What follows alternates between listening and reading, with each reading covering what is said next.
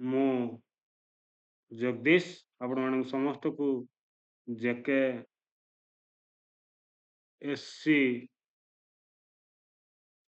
ଜେକେଏସ୍ class 1 to 10 YouTube channel को स्वागत।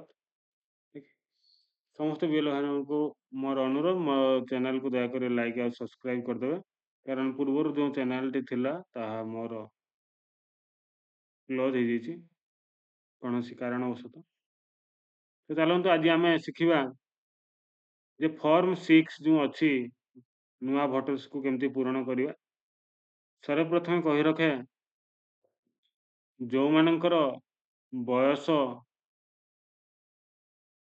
September ସୁଦ୍ଧା 1/9/2026 ସୁଦ୍ଧା 18 ବର୍ଷରୁ ଅଧିକ ହେଇଥିବ, ସେମାନେ ଫର୍ମ 6 କୁ ଆପ୍ଲାଏ କରିପାରିବେ। ତାଠୁ ଅଧିକ ବର୍ଷ ହେଲା କି, ଯାହାର 1/9/2026 ସୁଦ୍ଧା 18 ବର୍ଷ ହେଇଯାଉଥିବ, ସେମାନେ ସମସ୍ତ ଭାଇ ଭଉଣୀ ମାନେ ଫର୍ମ 6 ବା ନ୍ୟୁ ଭୋଟ କାର୍ଡ ଆପ୍ଲାଏ କରିପାରିବେ।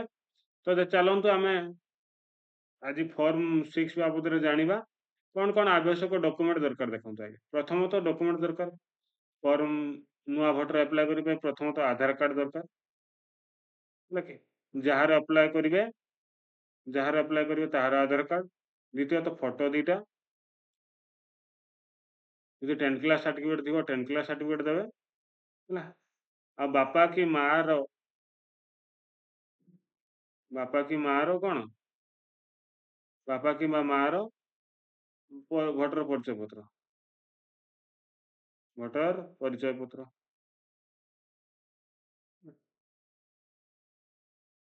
ନୂଆ ବୋହୂ ଯେଉଁମାନେ ଥିବେ, ଯେଉଁମାନେ ବୋହୂ ହେଇକି ଆସିଛନ୍ତି, ବୋହୂ ହେଇକି ଆମ ଏଇଠି ବୋହୂ ହେଇକି ଆସିଛନ୍ତି, ସେମାନଙ୍କର ସେଇ ଆଧାର କାର୍ଡ ଦରକାର, ଫଟୋ ଦରକାର, ଆଉ 10th କ୍ଲାସ୍ ସାର୍ଟିଫିକେଟ୍ ଦରକାର।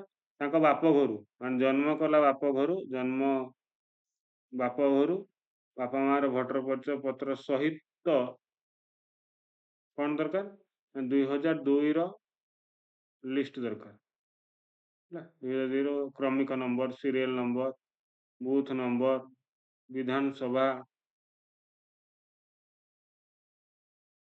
ଏସବୁ ଜିନିଷ ଦରକାର ହୁଏ। ତ ଚାଲନ୍ତୁ ଆମେ ଫର୍ମ 6 କୁ କିପରି ପୂରଣ କରିବା ସେଇ ବାବଦକୁ ଯିବା। ଦେଖନ୍ତୁ, ଫର୍ମ 6 ପୂରଣ କଲାବେଳେ ଆପଣମାନେ ଫର୍ମ ସଂଖ୍ୟା 1 ଲେଖିଦେଲେ। 1 ଲେଖିଦେବା ପରେ ତାପରେ ଆପଣଙ୍କର ବିଧାନସଭା ଯେଉଁ ଅଛି ତାର ସଂଖ୍ୟା ଆଉ ତାର ନାମ ଲେଖିଦେଲେ। ମୁଁ ଲେଖିଦେଇଛି ଗୋଟେ, ଦେଖନ୍ତୁ। ତାପରେ ଯାହାର ଆପ୍ଲାଏ କରୁଛନ୍ତି, ଯେଉଁ ଭୋଟର୍ସର ଆପ୍ଲାଏ କରୁଛନ୍ତି, ତାର ନାମ ଉପରେ ଓଡ଼ିଆରେ ଲେଖିବେ। ତାପରେ ତା ତଳ ଟାଇଟେଲକୁ ଲେଖିବେ ହେଲା କି। ଯଦି ଭୋଟର୍ସ ଆମର ଏଠି ହୁଏ କ'ଣ, ଲକ୍ଷ୍ମୀ, ତ ଟାଇଟେଲ୍ସ ହେଲା ପାତ୍ର।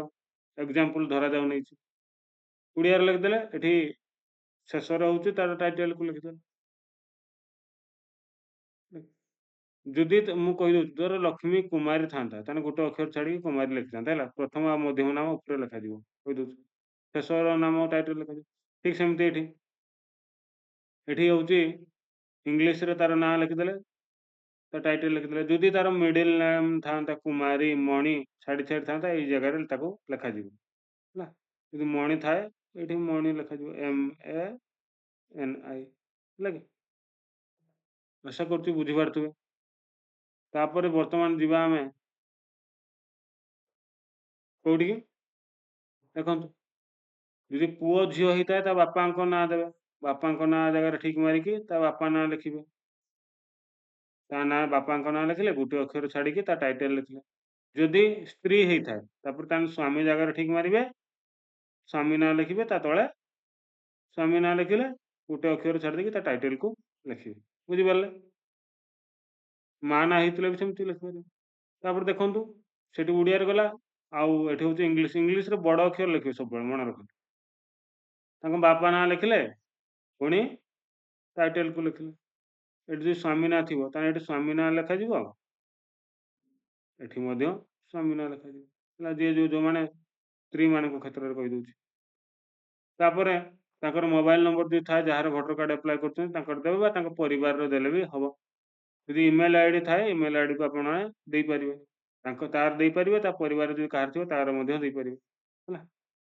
ତାପରେ କଣ ଦଉଛି ଦେଖନ୍ତୁ, ଆଧାର ଦୟାକରି ଆଧାର ବିବରଣୀ ଆଧାର ଜାଗାରେ ଠିକ୍ ମାରିବେ, ଆଧାର ସଂଖ୍ୟାଟାକୁ ଲେଖିଦେବେ। ତାପରେ ଦେଖନ୍ତୁ 6ରେ କଣ ଅଛି, ସବୁ 6 ପାର୍ଟରେ ସେ ପୁଅ ଲିଙ୍ଗ ସିଏ କଣ, ଯିଏ ଭୋଟର କାର୍ଡ ଆପ୍ଲାଏ କରୁଛି ସିଏ କଣ ପୁରୁଷ ନା ସ୍ତ୍ରୀ ନା ସ୍ତ୍ରୀଲିଙ୍ଗ, ଯାହା ହେଇଥିବ ତା ଜାଗାରେ ଆପଣ ଠିକ୍ ମାରିଦେଲେ। ତାପରେ 7 ନମ୍ବରରେ କରେ କଣ ଦେଇଛି, ଜନ୍ମ ତାରିଖ ଡେଟ୍ ଅଫ୍ ବାର୍ଥକୁ ଆପଣ ଏଠି ଲେଖିଦେଲେ, ଆଗେ ଦିନ ତାପରେ ମାସ ତାପରେ ବର୍ଷ।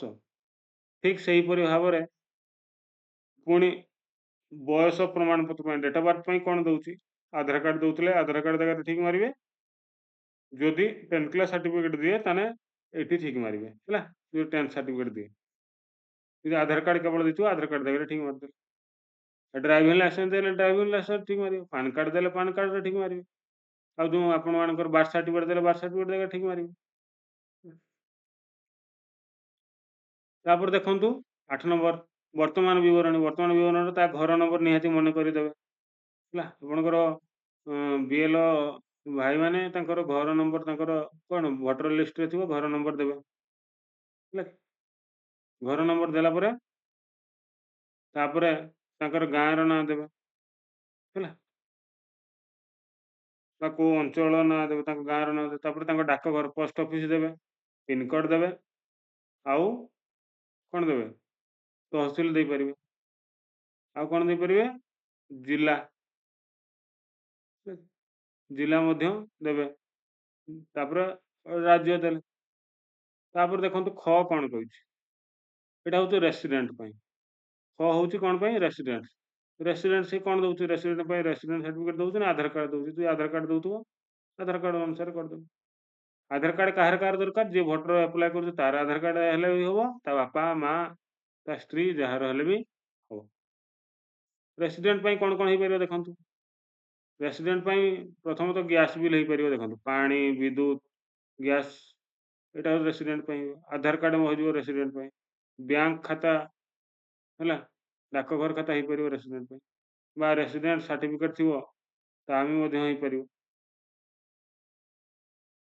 ତାପରେ ଦେଖନ୍ତୁ ସେ ଯଦି ଭିନ୍ନକ୍ଷମ ଥାଏ ତାହେଲେ ଲେଖିବେ କଣ ଭିନ୍ନକ୍ଷମ ନା ଏଟା ତ ନୁହେଁ, ବାସସ୍ଥାନର ପ୍ରମାଣ, ଆଉ ବାସସ୍ଥାନ ଯୋଉ ଅନ୍ୟ ପ୍ରମାଣ ତ କିଛି ନୁହେଁ, ଏହା ହିଁ ଥିବ, ଅନ୍ୟ ପ୍ରମାଣ ତ ଆଉ କିଛି ବି ନଥିବ। ତାପରେ ଯଦି ଭିନ୍ନକ୍ଷମ ଥାଏ, ଭୋଟର ଯଦି ଭିନ୍ନକ୍ଷମ ଥାଏ, ଦିବ୍ୟାଙ୍ଗ ଥାଏ, ତାହେଲେ ଦେଖିବେ କୋଉଥିରେ ଅଛି, ସିଏ ଚାଲିପାରେ ନା ଦେଖିପାରୁନି ନା ଶୁଣିପାରୁନି, ତାପରେ ତାର କେତେ ଶତକଡ଼ା ଅଛି ହେଲା, ସାର୍ଟିଫିକେଟ୍ ଅଛି କି ନାହିଁ ତାକୁ ଦେଖିକି କରିବ। ତାପରେ ତା ପରିବାରର ସଦସ୍ୟ, ଏଠି ମନେ ରଖନ୍ତୁ ଭୋଟରର ଯଦି ପୁଅ ଆଉ ଝିଅ ହେଇଥାଏ, ପୁଅ ଆଉ ଝିଅ ଥିଲେ ବାପା ନାଁ ମନେକରି ନିଶ୍ଚୟ ଦେବେ ହେଲା, ବାପା ନାଁ ନିଶ୍ଚୟ ଦେବେ। ଏଠି ବାପା ନାଁ ଲେଖିଲେ, ତାପରେ ତାହେଲେ ଏଠି ତ ବାପା ନାଁ ଲେଖିଲେ, ଏଠି ଧର ଝିଅ ଆପ୍ଲାଏ କରୁଛି ତାହେଲେ କଣ ଲେଖାଯିବ, ଝିଅ ହେଲା। ପୁଅ ଆପ୍ଲାଏ କଲେ ପୁଅ, ଯଦି ଏଠି ସ୍ତ୍ରୀ ହେଇଥିବ, କୌଣସି ସ୍ତ୍ରୀ ଗୋଟେ ହେଇଥିବ, ଏଠି ତାର କଣ ନା, ଏଠି ସ୍ତ୍ରୀ ହେଇଥିଲେ ଯଦି ସ୍ତ୍ରୀ ଗୋଟେ ଆପ୍ଲାଏ କରୁଛି ଏଠି ତାର କଣ ନା ବସିବ, ସ୍ୱାମୀ ନାଁ ବସିବ, କଣ ନା ସ୍ୱାମୀ। ଯଦି ସ୍ତ୍ରୀ ଗୋଟେ ଭୋଟର କାର୍ଡ ଆପ୍ଲାଏ କରୁଛି ତାର ଏଠି ସ୍ୱାମୀ ନାଁ ବସିବ, ଆଉ ତାର ସମ୍ପର୍କ କଣ ଲେଖାଯିବ, ପରିବାର ସଦସ୍ୟ ସହିତ ଏଟା ତାର ହଉଛି ସ୍ତ୍ରୀ ବୋଲି, ବୁଝିପାରିଲେ ତ। ଆଉ ଥରେ କହିଦଉଛି ଦେଖ, ଭୋଟର ଜଣେ ହଉଛି ଝିଅ ଅଛି, ଝିଅ ଆପ୍ଲାଏ କରୁଛି, ଏଠି ତା ବାପା ନାଁ ଦେଲେ, ତାହେଲେ ସେଇ ଝିଅ ସାଙ୍ଗରେ ଆଙ୍କର କଣ ହୁଅନ୍ତି, ମାନେ ଆବେଦନକାରୀ ସହିତ ସମ୍ପର୍କ କିସ, ଆବେଦନକାରୀ ସହିତ ସମ୍ପର୍କ ହଉଛି କଣ, ପିତା ହବ ଏଠି ପିତା ହବ, କଣ ହବ,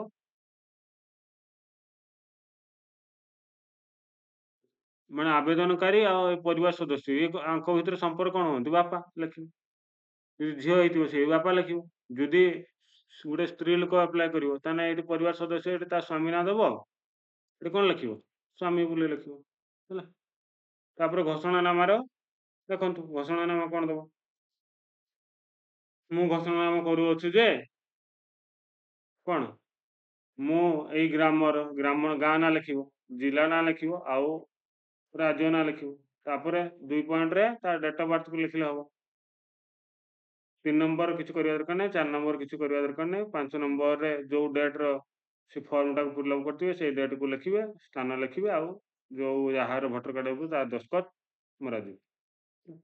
ତାପରେ ଦେଖିଦିଅନ୍ତୁ ଏଇ ଯୋଉ ଆବେଦନର ରସିଦଟା, ଏଇ ରସିଦଟା କ'ଣ କରିବେ, ରସିଦଟା ଆପଣ ବିଏଲ୍ ସାର୍‌ଙ୍କଠୁ ନେଇ ଆସିବେ। ତାପରେ ବର୍ତ୍ତମାନ ଯିବା ଇଏଫ୍ ଫର୍ମକୁ।